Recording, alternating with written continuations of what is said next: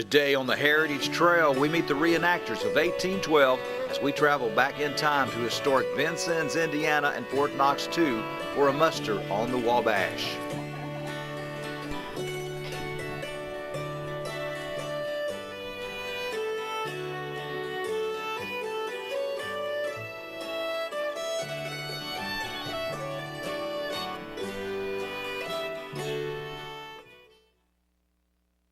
Well, my name is David Weaver. I actually work for the Vincennes State Historic Sites who put this whole event together.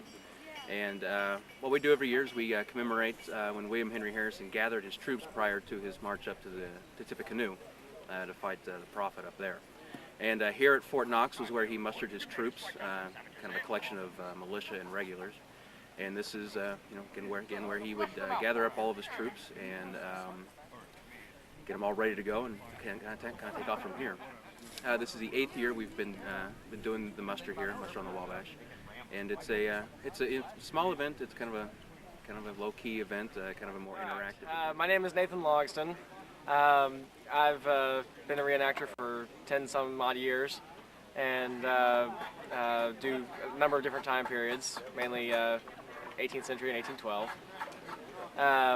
This event is focused around the Fort Knox II site and the War of 1812. The fort was built outside of the city because the soldiers were spending too much time in the taverns in town in Vincennes, and the civilians complained, the townspeople complained, and so they moved it outside and outside the town and built it here. And this was William Henry Harrison's launching point for the Battle of Tippecanoe, and then was later used as a military hospital after that battle.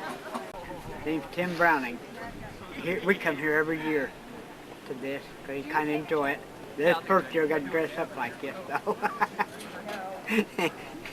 We do trapping, hunting, all kinds of stuff like that. Skinning. It's just a lot of fun. My name's John Schweitzer, and I've been doing this since I was probably his age. This is my son Joshua. Been involved in reenacting since I was 19.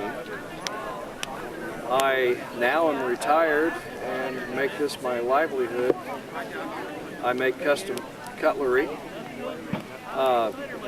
Been involved in the historical aspect of reenacting. I've been in movies and several other events. Around the state I frequent probably 4 or 5 events a year, along with other events in other states.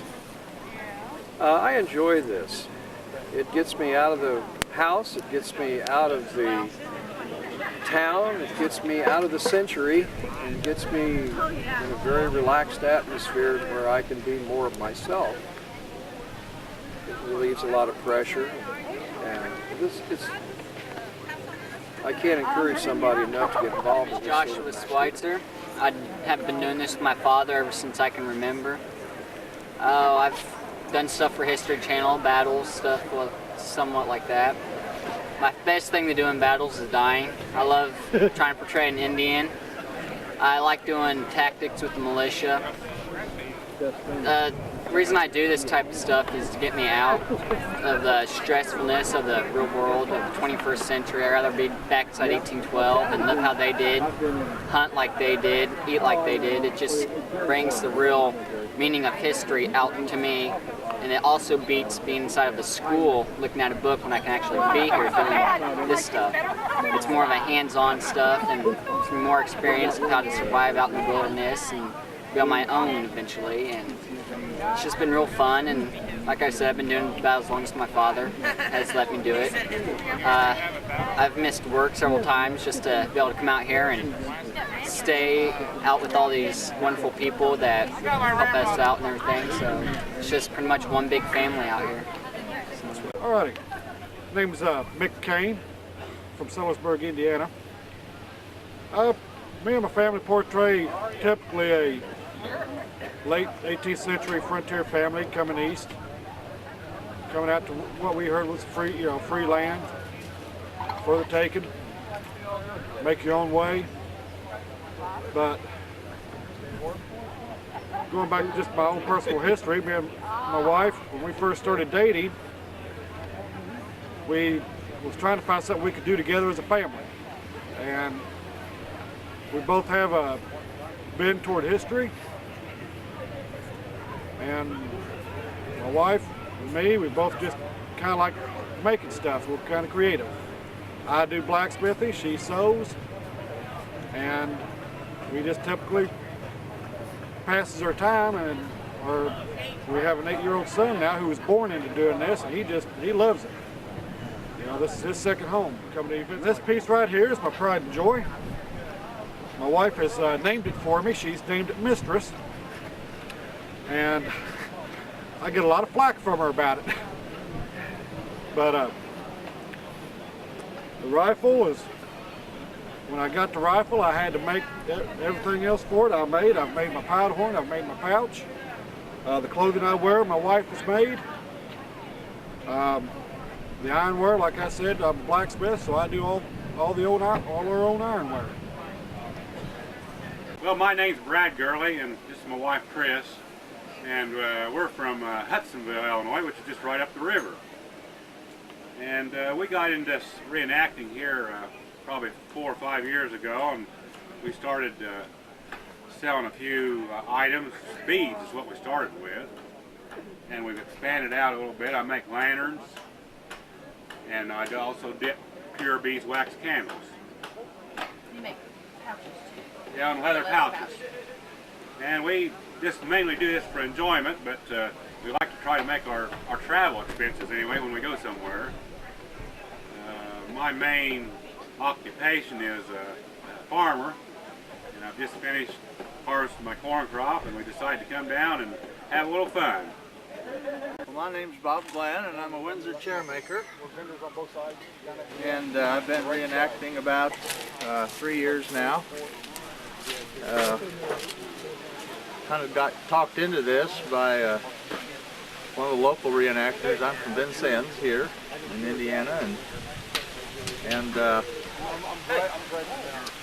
Frank saw some of my chairs that I'd made and invited me out to do this, and I gave him an excuse. I didn't have any of the old clothes, and so he said, well, we'll loan you some.